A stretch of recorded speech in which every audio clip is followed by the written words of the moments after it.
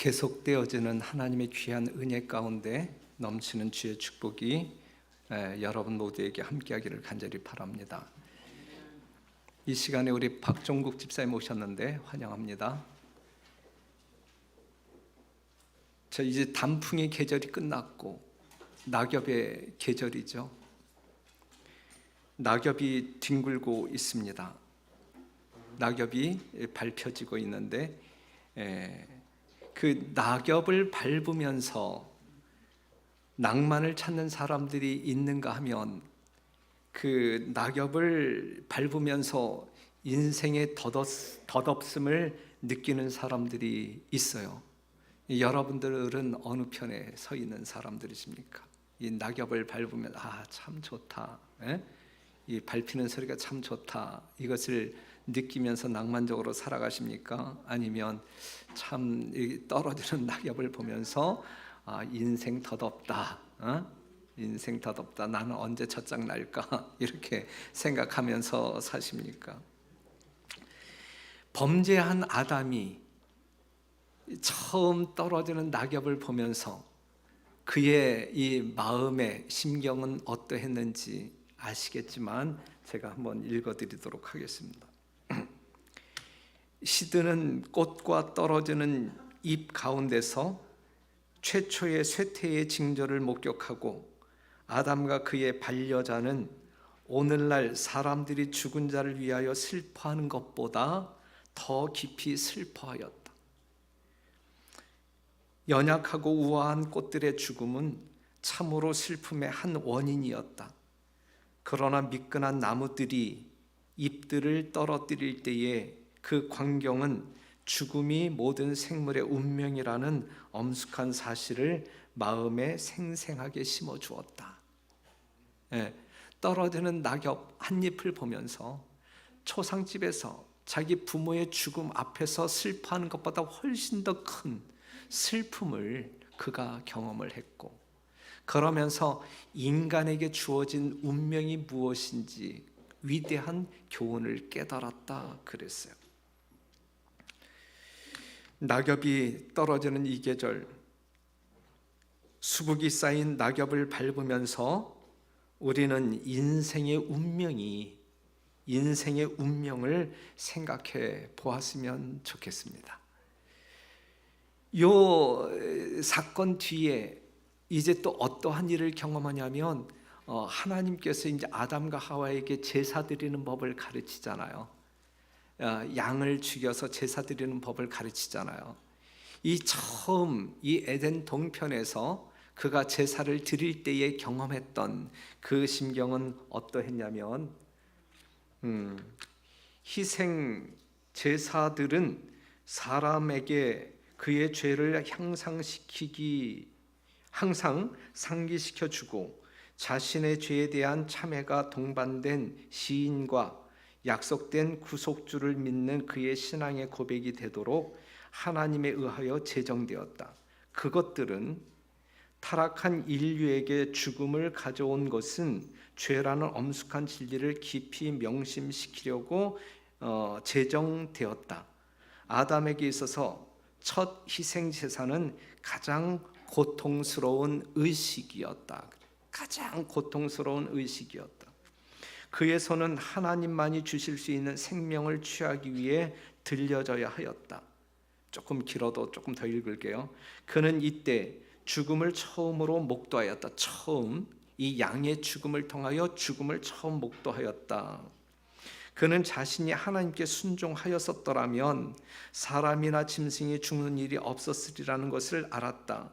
이 장면을 보고 그는 하나님의 사랑하는 아들의 죽음밖에는 속죄할 수 없는 그의 죄의 중함을 더욱 깊고 더욱 생생하게 깨닫게 되었다.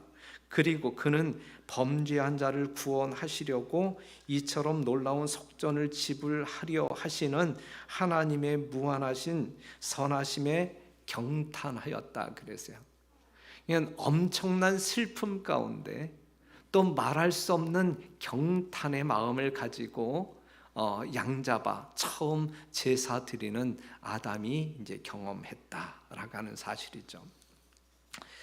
그래서 희생 제사를 드리는 아담의 심령은 어떻게 요약할 수 있냐면, 무죄한 동물을 희생 제물로 죽이면서 그는 자기의 죄가 흠없는 하나님의 어린 양의 피를 흘릴 수밖에 없다는 것을 생각하고 떨었다.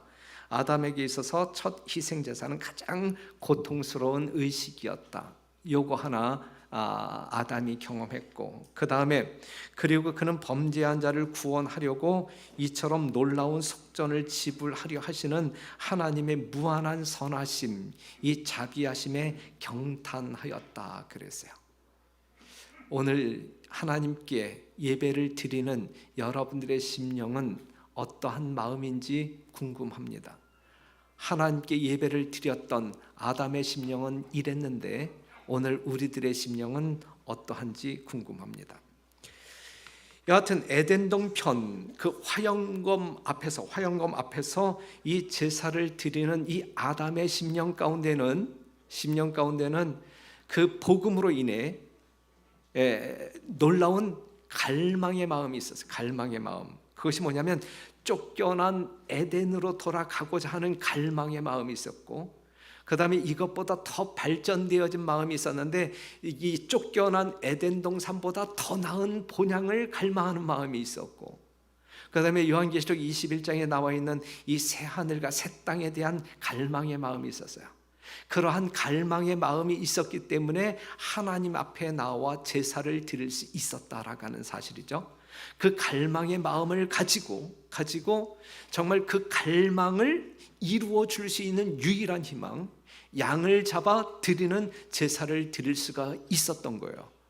오늘 예수님께서 달려 돌아가신 십자가를 경험한 여러분들 심령 가운데 이 아담이 가졌던 갈망의 마음이 있기 때문에 그 욕구를 충족시키기 위하여 이전에 나오신 것 아닙니까? 그렇죠? 지금 우리가 정말 에덴 동편에서 하나님께 예배를 드렸던 아담의 심령을 가지고 정말 아담이 가졌던 그 갈망, 더 나은 본향을 사모하는 그 갈망의 마음이 여러분과 저의 심령 가운데 있게 되기를 간절히 바라고, 이 갈망을 풀어줄 수 있는 유일한 방법, 예수님의 십자가가, 예수님의 희생적인 공로가 여러분의 것이 되기를 간절히 소원합니다. 세상에 빗댄 그리스도인들의 수가 증가할수록 세상이 밝아져야 마땅하지만, 또한 세상에 소금된 그리스도인들의 숫자가 증가할수록 이 세상의 부패가 없어져야 마땅하지만, 오늘날 세상은 기독교인들이 30% 40%를 차지한다 할지라도 세상은 점점 어두워지고 있고 세상은 점점 부패해지고 있는 현실 속에 우리가 살아가고 있습니다. 우리에게 책임이 있다는 이야기예요. 세상이 어두워지고 세상이 부패하고 있다라는 사실 앞에서 우리는 뭔가 책임을 느껴야 되고 회개해야 할 부분이 있다라는 사실을 말해주고 있습니다. 우리는 참 바빠요. 바쁜 삶을 살아요. 직장에 다니지 아니하는 사람들은 더 바빠요. 그렇죠? 네. 우리가 영적으로도 참 그래요. 그래서 말씀을 보게 되면 우리가 마태복음 11장 17절에 있는 말씀을 보게 되면 오늘 이 시대를 살아가고 있는 사람들을 비유해서 어떤 말씀이냐면, 야, 피리를 풀어도 춤추지 아니하는 이유를 난 모르겠다. 애곡하여도 가슴을 치지 아니하는 너희들의 모습을 보게 될 때 난 이해하기 힘들다. 우리 주님께서 그렇게 이야기하고 있어요. 피리를 풀어도 춤추지 않고 애곡하여도 가슴을 치지 않고, 요한계시록 3장에 있는 말씀을 보게 되면 뜨겁지도 않고 차갑지도 않은 미지근한 상태의 우리의 모습을 지적해주고 있고, 마태복음 25장 5절에 있는 말씀을 보게 되면 모든 성도들이 다 졸며 잘세, 이것이 이 마지막 시대를 살아가고 있는 우리들의 모습이 아닌가라고 주님께서는 그냥 넌지시 이야기하고 있거든요. 이유가 무엇일까? 우리가 이처럼 살아가는 이유가 무엇일까? 바빠서 그래요. 맞죠? 바쁘기 때문에 그래요. 바빠서 그래요. 바빠서. 세상 일이 너무 바빠서 그렇습니다. 버려야 할 이기심이 더 커지고 있다는 말이죠. 솔직히 말해보세요, 여러분. 솔직히 말해보세요. 세상 일로 바쁩니까? 아니면 영적인 일로 바쁩니까? 마땅한 것은 우리가 영적인 일로 바빠야 되는데, 분주해야 되는데, 실제적으로 시간이 없다 외치면서 사는 우리들의 삶 자체가 세상적인 일로 바쁘기 때문에 시간이 없는 것일까요? 아니면 영적인 일로 바쁘기 때문에 시간이 없는 것일까요? 예수님께서는 그러한 우리에게 이렇게 말씀하십니다. 그러므로 깨어 있으라. 집주인이 언제 올는지, 예수님이 언제 오실는지 우린 모른다. 그러므로 깨어 있으라. 그가 호련히 와서 너희의 자는 것을 보지 않도록 하라. 호련히 오셨을 때 우리가 영적으로 잠들어 있는 모습을 본다고 하게 되면 그게 허탕이란 말이죠. 안 된단 말이죠. 그래서는 안 된단 말이죠. 깨어 있기를 소홀히 하고 세상의 매력을 향하여 마음을 돌리는 자들의 상태는 참으로 위험하다. 사업가가 이득의 마음을 빼앗기고 향락을 즐기는 자가 방종을 구하고 유행을 따르는 자가 몸을 단장하기에 겨를이 없을 바로 그때, 여유가 없을 바로 그때 온 세상의 심판관 되신 예수께서 저울에 달려서 부족함이 배었다라고 선고하실 것이다 그랬어요. 지금이 그렇단 말이에요. 조사심판의 시기인 이 시대를 살아가고 있는 우리들의 운명이 언제 이렇게 결정되어질지 모른단 말이에요. 그렇기 때문에 그러므로 뭐하라? 깨어 있으라. 이게 오래전 통계인데 지금은 이것보다 프로테지가 더 이렇게 높아 달라졌을 거라 생각되어지는데, 교인들의 20%가 기도하지 않고 그냥 신앙생활을 하고 있고, 25%가 성경을 전혀 보지 않고 신앙생활을 하고 있고, 35%가 교회 출석하지 않고 그냥 교인이라고 하는 타이틀을 가지고 있고, 80%가 저녁 예배에 불참하고 있고, 90%가 선교 활동에 불참하고 있다. 이제 이러한 통계가 있어요. 그런데 이게 좀 오래된 통계이기 때문에 지금은 이것보다 더 높은 숫자를 가지고 있을 거라 생각합니다. 왜 기도하지 않는가? 이러한 통계 앞에서 우리가 던져볼 수 있는 질문은 왜 기도하지 않는가? 사랑하는 성도 여러분, 우리는 왜 기도하지 않습니까? 기도할 뭐가 없어서? 겨를이 없어서. 기도할 겨를이 없기 때문에 기도하지 않아요. 야고보서 4장 2절에 있는 말씀을 보게 되면 너희가 얻지 못함은 구하지 아니함이요 그랬어요. 우리가 하나님의 도우심 없이 살 수 없는 존재들이잖아요. 그래서 늘 구함으로 말미암아 하나님께서 주시는 것을 가지고 살아야 할 사람들이잖아요. 그런데 하나님께로부터 받는 게 없단 말이에요. 하나님께로부터 받는 게. 받지 못하는 이유가 무엇이냐? 구하지 않기 때문이라고 이야기해요. 구하지 않기 때문이라고. 그 다음에 한 사람이 이렇게 이야기하고 있는데, 능력에 맞는 일을 하지 말고 일에 맞는 능력을 구하라 그랬어요. 일에 맞는 능력을 구하라. 어떤 말씀이 이해가 되죠? 그런데 우리가 늘 기도함에도 불구하고 구하지 못해, 얻지 못하는 이유는 뭘까? 일단 우리가 하나님께 얻지 못하는 이유는 구하지 않기 때문이다. 그런데 목사님, 나는 열심히 기도하고 있는데, 새벽에도 나와서 기도하고 진짜 하루에 수없이 한숨 지으면서 기도하는데 그래도 하나님께서 응답하시지 않는데요. 그런데 야고보서 4장 3절에 이러한 말씀이 있어요. 구하여도 받지 못하는 이유가 정욕으로 쓰려고 잘못 구함이라 그랬어요. 내 자신의 이기심을 부추기기 위하여, 충족시키기 위하여 구하기 때문에 우리가 받지 못하는 것이다 라고 이야기하고 있거든요. 우리가 성경에서 예수님께서 여러 가지 방법으로 기도를 가르쳐주고 있는데, 많은 사람들이 예수님 당신께서도 하나님 앞에 정말 불철주야 기도하는 분이셨잖아요. 그런데 예수님께서 구하시는 목적이 뭐냐고요? 예수님께서 구하시는 목적이 무엇이냐고요? 다른 사람들에게 주기 위하여 구하는 거예요. 자기가 그냥 누리기 위하여 기도하는 것이 아니라, 그러면서 예수님께서는 우리에게 기도를 가르쳐 주실 때에 주기 위하여 구하라 그러세요. 주기 위하여.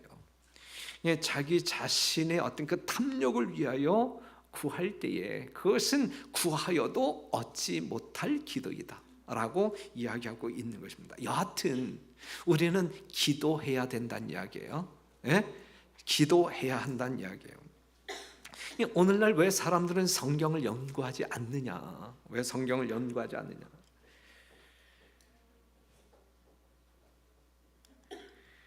아모스 8장 12절에 있는 말씀을 보게 되면 사람이 이 바다에서 저 바다까지 북에서 동까지 비틀거리며 여호와의 말씀을 구하려고 달려 왕래하되 얻지 못하리니 그날에 아름다운 처녀와 젊은 남자가 다 갈아여 피곤하리라 그랬어요.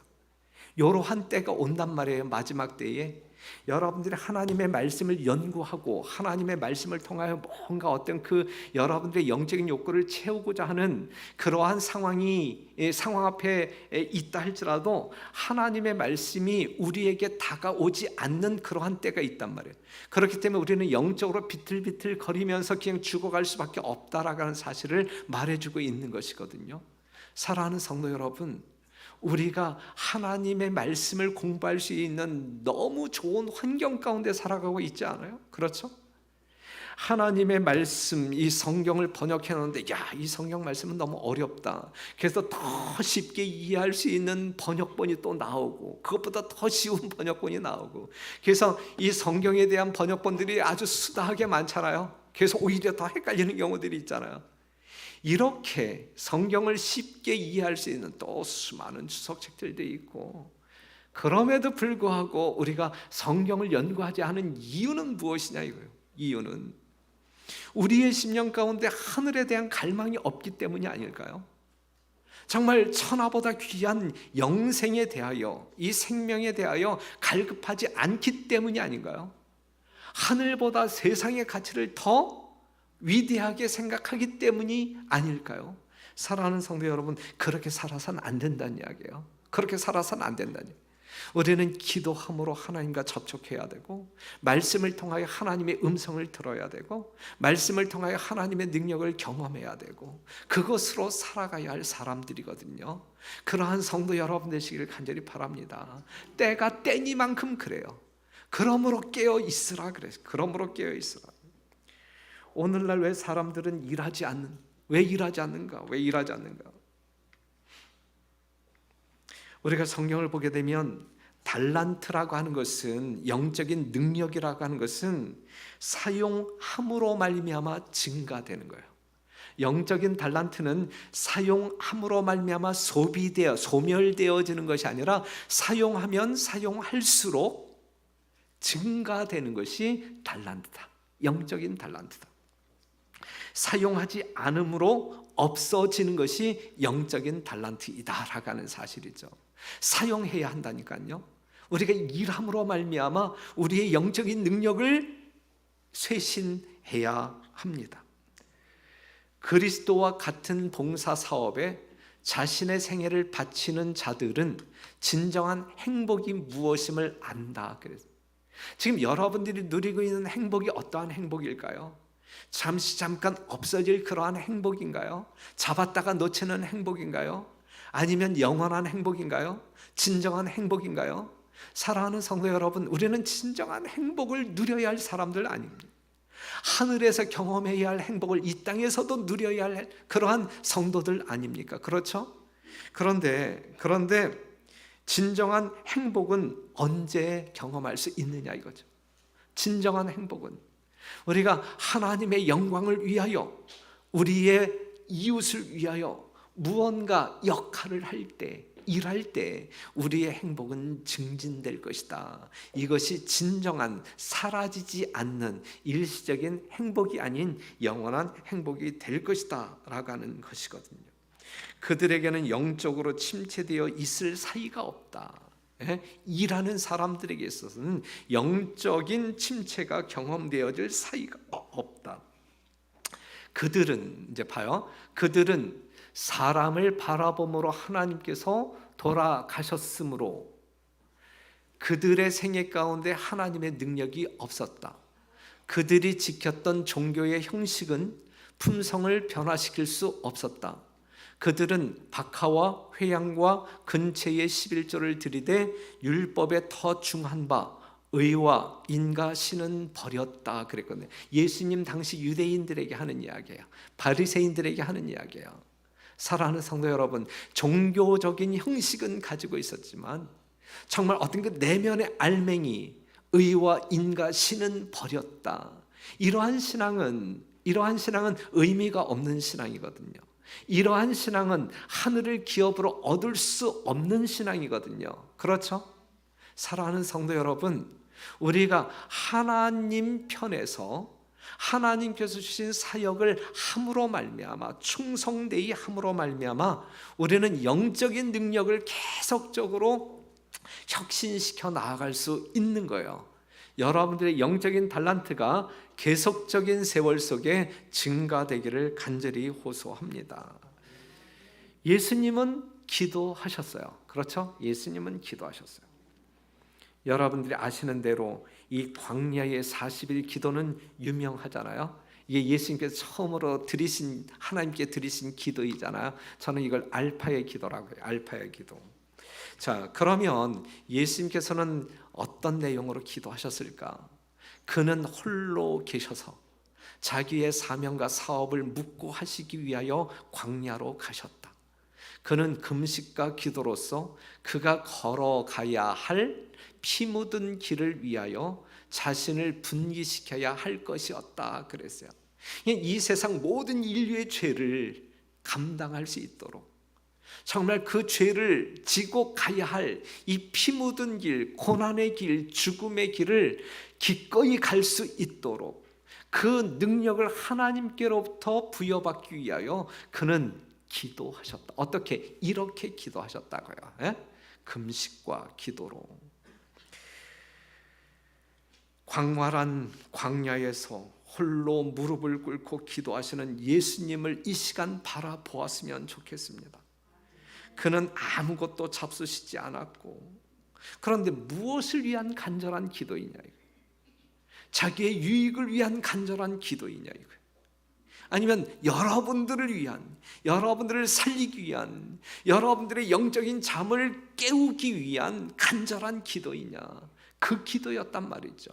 여러분들을 살리기 위한 기도였단 말이죠. 여러분들에게 천하보다 귀한 생명을 주기 위한 정말 피땀 짜는 기도였단 말이죠. 예수님께서 하늘로 승천하기 전에 더 오메가의 기도를 드립니다. 어디에서? 겟세마네 동산에서. 이 시간 모든 사람들이 뭐 하고 있는 시간이었어요? 쉬고 있는 시간이었어요. 피곤하여 정신없이 잠자고 있는 그 적막한 시간에, 온 세상이 감각 없이 조용하게 보내고 있는 바로 그 시간에, 하지만 겟세마네 동산에 서만큼은 움직이는 것이 보였고 들리는 소리가 있었는데 그 소리는 신음소리였어요. 신음소리. 예? 정말 하나님을 꽉 붙잡기 위하여 이 겟세마네 동산에 바짝 납작 엎드려서 기도하시는 우리 예수님의 모습을 우리는 추억할 수 있습니다. 인간의 영혼을 위하여 지불해야 할 값을 깊이 생각하시는 예수를 바라보라. 고통 중에 마치 그는 하나님에게서 더 멀리 떨어지지 않으려는 것처럼 차디찬 땅바닥에 납작 엎드리신 찬 밤 이슬이 예수님의 극도로 지친 몸 위에 내리나 그는 이를 개의치 않으셨다. 그의 창백한 입술에는 내 아버지여, 만일 하실만 하시거든 이 잔을 내게서 지나가게 하옵소서. 예수님께서도 피하고 싶은 고통이에요. 그렇죠? 예. 그러한 고통의 부르짖음이 새어나온다. 오히려 여기서는 그는 그러나 나의 원대로 마옵시고 아버지의 원대로 하옵소서라고 덧붙였다 그랬어요. 그러니까 아버지의 원대로 아들 독생자 예수가 십자가에 죽으신 거예요. 그렇죠? 예. 그렇기 때문에 사랑하는 성도 여러분, 이 예수를 바라보라. 이 예수를 바라보라. 예수님 무엇을 위하여 이토록 기도하셨는지 제발 바라보고, 지금 의식 있는 사람처럼 살라. 그러므로 깨어 있으라. 이렇게 이야기하고 있는 것이거든요. 사랑하는 성도 여러분, 예수님은 이 땅에 오셔서 쉴 겨를이 없이, 잡수실 겨를이 없이 기도하시고 일하셨습니다. 우리는 세상의 일로 바빠서 기도할, 선교할, 교회에 출석할 겨를이 없지만 예수님은 우리를 구원하는 기도 일 때문에 식사할, 주무실 겨를도 없었어요. 사랑하는 성도 여러분, 이 안식일 정말 하나만이라도 하나님 편에서 하나님의 음성을 듣는 가운데 뭔가 깨우침이 있게 되기를 바라고, 정말 영적인 향상을 위하여 하나만이라도, 한 가지만이라도 여러분들의 마음을 새롭게 결심하는 그러한 안식일이어야 복된 안식일이 될 수 있어요. 그렇죠? 그러한 안식일이 되기를 간절히 바랍니다. 예수님께서 기도하시는 그러한 모습을 바라보면서 우리도 뭐하자? 기도하자. 우리도 기도하자. 승리라고 하는 것은, 인생 승리는 무릎을 꿇는 사람들에게 주어지는 것이다 라는 사실을 기억하시고, 정말 무릎 꿇고 기도하는 여러분과 제가 되었으면 좋겠습니다. 무엇을 위하여 기도해야 할까? 이 시대를 살아가고 있는 우리는 정말 하늘 지성소에서 우리를 중보하시는 이 은혜의 시간에, 조사심판의 시기에 우리는 무엇을 위하여 기도해야 할까? 무엇을 위하여 기도해야 할까? 회개를 위하여 기도합시다. 회개. 예수님의 처음과 마지막의 기별은 뭐예요? 회개하라. 천국이 가까웠다. 예수님의 사도들이 외쳤던 기별이 뭐예요? 회개하라. 천국이 가까웠다. 오늘 이 시대에 우리가 외쳐야 할 기별이 뭐예요? 회개하라. 천국이 가까웠다. 그 유명한 그 부흥 강사 무디라고 하는 사람에 대해서 들어보신 적이 있죠? 어느 날 이제 부흥 집회를 위하여 이제 수많은 군중들이 이제 학교 운동장에 모였는데, 이제 단상에 이제 그가 올라가잖아요. 설교하기 위하여. 올라가자마자 이제 하늘을 쳐다보고 독백을 해요. 청중들은 바라보고 있는데, 청중들을 향하여 이제 어떤 그 설교를 시작하기 전에 먼저 이 하늘을 쳐다보고 독백. 뭐라고 독백하냐면, 하나님, 지금 하늘에 천주교인들이 몇 명이나 있습니까? 그랬을 때에 한 명도 없다. 장로교인은 몇 명이나 있습니까? 한 명도 없다. 감리교인은 몇 명이나 있습니까? 한 명도 없다. 순복음교회는 몇 명이나 있습니까? 한 명도 없다. 안식일 교회는 몇 명이나 있습니까? 뭐라고 대답했을 것 같아요? 전부 다 있다? 한 명도 없다. 그래서 한 명도 없다. 안식일 교회는 한 명도 없다. 그렇다고 하면 도대체 하늘에는 누가 있단 말입니까? 이렇게 물었어요. 그랬을 때에 이 하늘에는 오직 회개한 영혼들만 있다 그랬어요. 사랑하는 여러분, 정말 교단이 여러분들을 구원시켜 주는 거 아니잖아요. 그렇죠? 진짜 오로지 하나님을 믿는 믿음으로 말미암아 우리가 회개한, 그리하여 용서받은 영혼들만이 하늘에 거하는 것이잖아요. 그렇기 때문에 우리는 회개해야 합니다. 하나님의 용서를 믿고 우리는 작은 죄일지라도 회개해야 합니다. 이러한 사람이 이렇게 이야기했어요. 회개에 대하여 많이 듣기를 원하지 말라. 그러나 그것이 내게는 너무나 중대하여 내가 만일 강단에서 죽는다면 회개의 설교를 하면서 죽으리라 생각한다. 그러나 강단 밖에 있을 때는 회개를 실행하며 죽으리라 그랬어요. 멋진 말이죠. 누구처럼 이야기해요 지금? 예수님처럼 이야기해요? 여러분들의 담임 목사처럼 이야기하잖아. 이건 아니고 전 이 말에 감동받았어요. 야, 저렇게 사는 삶이 참 멋진 삶이다. 멋진 삶이다. 그래서 오늘 이 시간에 회개하자라고 여러분들에게 자신 있게 말씀드릴 수가 있어요. 그 다음에 사무엘 클락이라고 하는 사람은 이렇게 이야기했는데, 하나님의 자녀의 얼굴 모습을 그들의 눈물로써 매일 아침 세수하는 것보다 더 아름답게 만드는 것은 아무것도 없다. 우리 재림교인들은, 우리 공릉동 교인들은 여러분들의 모습을 아름답게 보이기 위하여 거울 앞에서 수많은 시간을 보내야 할 이유가 없다니까요. 이 화장으로 안 되니까 또 성형외과 찾아가잖아요. 그럴 필요가 없다니까요. 가장 아름답게 만들 수 있는 것은 뭐다? 우리가 아침에 일어나서 정말 눈물로, 회개하는 눈물로 우리가 세수하게 될 때 우리는 가장 아름다운 하나님의 사람들로 거듭나게 될 것이다. 이 말씀, 이것도 참 괜찮은 말씀, 아름다운 말씀이에요. 지옥에는 회개가 없다. 지옥 자체도 없지만 이건 이제 마지막 심판으로 여러분들이 이해를 하시고 지금 들으시면 좋은데, 그들은 불꽃에 거슬리우면서도 하나님을 모독한다. 우리가 이제 요한계시록 16장을 보게 되면 7재앙이 임함에도 불구하고 그 재앙을 경험하는 중에도 그들은 하나님을 욕하고 있잖아요. 그렇죠? 그러나 그에게 영광을 돌리는 회개는 하지 않는다 그랬어요. 지금 회개하지 아니하면 우리가 마지막 재앙을 경험하게 될 때 우리는 그때 가서 회개하지 못한단 말이에요. 지금 하나님의 은혜 받을 만한 이때에 우리가 회개해야 우리는 회개할 수 있는 사람, 용서받을 수 있는 사람들이 될 수 있다라는 사실이죠. 미루지 말라니까요. 그러니까 지체하지 말라니까요. 당장 우리는 회개하는 백성이 되어야 할 것입니다.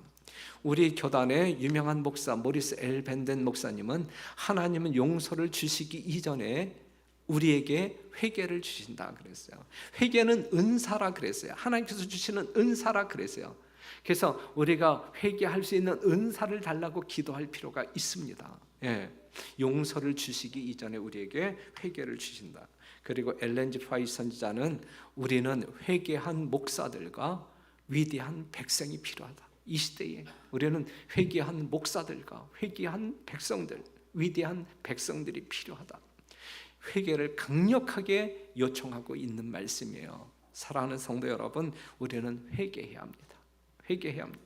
우리도 예수님처럼 기도해야 되는데 우리는 회개하는 기도를 해야 돼요. 그 다음에 두 번째, 우리는 무엇을 위해서 기도하면 좋을까? 늦은 비를 위해서 기도하자. 늦은 비. 하나님께서 약속하신 늦은 비 성령을 위하여 늦은 비 성령을 달라고 기도하자. 사도행전 1장 8절, 오직 성령이 너희에게 임하시면 너희가 권능을 받고 예루살렘과 온 유대와 사마리아와 땅끝까지 이르러 내 증인이 되리라 하시니라 그랬어요. 예? 이 말씀을 믿었던 이 초대교회 성도들은 기도하는 일에 열심을 다했어요. 제자들이 감람원이라 하는 산으로부터 예루살렘에 돌아오니 이 산은 예루살렘에서 가까워와 안식일에 가기 알맞은 길이라. 들어가 저희 유하는 다락에 올라가니 베드로 요한 이제 제자들과 모인 성도들이 더불어 전혀 기도에 힘쓰니라 그랬어요. 성령의 약속을 믿는 그들이 성령을 기다리면서 그 성령 달라고 기도하는 일에 전혀 힘쓰니라. 그랬을 때에 사도행전 2장 1절 보게 되면 오순절 날이 이미 이름에 저희가 다 같이 한 곳에 모였더니 뭐 하기 위하여? 기도하기 위하여. 뭐 달라고 기도하기 위하여? 성령 달라고 기도하기 위하여 딱 모였을 때에 그때 성령이 임했단 말이죠. 4절, 저희가 다 성령의 충만함을 받고 성령이 말하게 하심을 따라 다른 방언으로 말하기를 시작하니라. 뭐 하기를 시작하니라? 선교하기를 시작하니라. 예? 전도하기를 시작하니라 그랬단 말이에요. 사랑하는 성도 여러분, 이 역사적으로 이 초대교회가 경험했던 이 역사가 이 만물의 마지막에 가까운 이때에 다시 반복되어질 것이거든요. 예? 정말 우리들에게 늦은 비가 약속되어 있거든요. 보세요. 만물의 끝이 가까운 이때에 초대교회의 열심보다 더 많은 열심을 내야 하지 않겠는가? 그래야 된다는 이야기예요? 말아야 된다는 이야기예요? 그래야 된다는 이야기. 당연하다는 이야기예요. 당연하다. 오늘날 하나님의 능력이 사도시대보다 더 강력하게 나타나야 하지 않겠는가? 이게 당연한 것이거든요. 초대교회 때보다 오순절 다락방에 내렸던 성령의 능력보다 이 마지막 시대를 살아가고 있는 이 남은 교회에 남은 백성들 여러분들에게 약속되어진 늦은 비가 더 충만히 임해져야 되는 것이거든요. 이게 정상적인 예언의 성취이고 역사이거든요. 우리는 이 역사를 이루어야 할 사람들이거든요. 맞습니까? 틀립니까? 맞잖아요. 그렇죠. 그런데 우리는 어떠한 모습으로 살아가느냐? 그렇기 때문에 기도해야 된다고요. 깨어 기도해야 된다고. 뭘 달라고? 늦은 비 성령을 달라고. 우리들 가운데 참된 경건의 부흥은 우리 모두에게 가장 크고 절실하게 요구된다. 우리에게 가장 절실하게 요구되는 것은 참된 경건의 부흥이란 말이에요. 하늘 가기를 간절히 원하는 우리들에게 가장 요구되는 시급한 문제는 뭐냐면 경건의 부흥이거든요. 그런데 이를 위하여 탄원하는 일은 우리들의 첫째 과업이 되어야 할 것이다. 이것이 첫째 과업이 되어야 할 것이다. 그러므로 우리는 다른 이들과 같이 자지 말고, 제발 자지 말고, 오직 깨어 근신할지라. 자지 말고 오직 깨어 근신할지라. 이럼에도 불구하고 주무시는 분들이 있어. 오직 깨어 근신할지라, 이 말씀을 들으면서도 주무시는 분들은 무슨 깡인지 모르겠어요. 그래서 이제 느헤미야에 있는 말씀을 보면 나의 한 형제 중 하나니가 두어 사람과 함께 유다에서 이를 얻기로 내가 그 사로잡힘을 면하고 남아있는 유다 사람과 예루살렘 형편을 물은즉 그랬어요. 형편을 물은즉. 그런데 그 형편을 듣고 난 다음에 말이 아니야. 그렇죠. 지금 예루살렘이 말이 아니야. 백성들의 모습도 그렇고 황폐한 성읍이 그냥 황폐한 대로 그냥 되어 있고. 그래서 4절 보게 되면 내가 이 말을 듣고 앉아서 울고 수일 동안 슬퍼하며 하늘의 하나님 앞에 금식하며 뭐 했어요? 기도했어요. 누구 이야기예요? 느헤미야 이야기예요. 느헤미야. 이스라엘의 형편이 어떠니 지금? 야, 예루살렘의 형편이 어떠냐? 그 비참한 형편의 소식을 들은 느헤미야, 하나님의 종 느헤미야가 견딜 수가 없어서 울면서 수일 동안 금식하며 하늘을 향하여 기도했단 말이죠. 사랑하는 성도 여러분, 지금 우리 교단의 형편은 어떠합니까?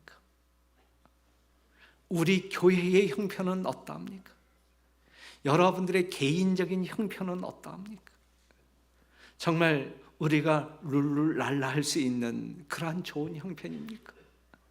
아니면 뭔가 문제로 가득 찬, 뭔가 점점 어두워져가는 이 세상과 더불어 어두워져가고 있는 것이 오늘날 우리들의 형편입니까? 여러분들이 긍정적으로 답할 수 없다고 하면 누구의 심령으로, 이 느헤미야와 같은 심령으로 우리가 마음을 찢고 슬퍼하며 이 교단을 위하여 우리에게 주어진 이 사명 완수를 위하여 기도해야 되지 않겠습니까? 기도해야 합니다. 기도를 많이 해야 할 때입니다. 그래서 우리는 다음 월요일부터 연말 기도주의를 경영합니다. 저녁 7시 반, 새벽 5시 반. 사랑하는 성도 여러분, 여러분들이 함께 기도하고 싶은 기도 제목을 요청해도 이 접수가 잘 안 되고 있어요. 공부 잘하게 해주세요라고 기도 요청 좀 해. 학생들 좋은 남자 여자 만나 결혼할 수 있도록 해달라고 요청 좀 해요. 그래야 우리가 기도할 거 아니야. 그렇죠? 부자 되게 해달라고 기도하세요. 요청하세요. 여러분들이 정말 이 요청하는 기도 제목을 가지고 이 연말 기도주일에 우리가 기도를 좀 힘써 보려고 합니다.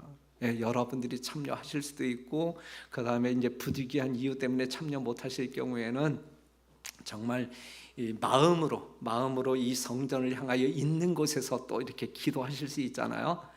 다른 때 같으면 이 연말 기도 주일 정말 우리가 대속죄일, 그래서 마음을 괴롭게 함으로 말미암아 철저히 회개하는, 그리하여 1년 나의 신앙생활을 한번 정산하고 새해를 맞이하는 목적으로 이 연말 기도 주일이 운영되었는데, 그러한 어떤 그 의식이 여러분들 뇌리에 살아 있게 되기를 바라고, 그러한 심령으로 연말 기도 주일에 임해 주시기를 당부드립니다. 뭔가 마무리하고 단도리하고 정리하고 그리하여 깨끗한 심령으로 새해를 맞이하는 이번 연말 기도 주일이 되기를 간절히 바라면서 말씀을 마치겠습니다.